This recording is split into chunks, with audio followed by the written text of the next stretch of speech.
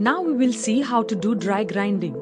For that, we will put the dried spices in the mixer jar.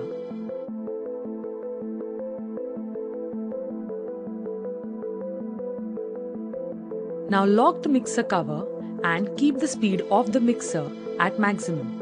First we'll use turbo and then the on button.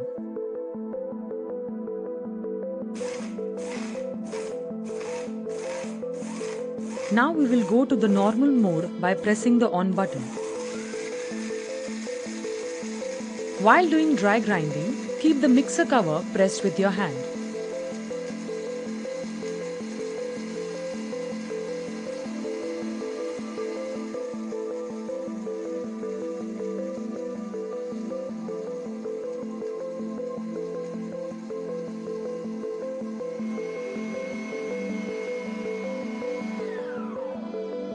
Now we can see how amazingly the Ronald food processor has grinded the dry spices so evenly, and that too without much effort.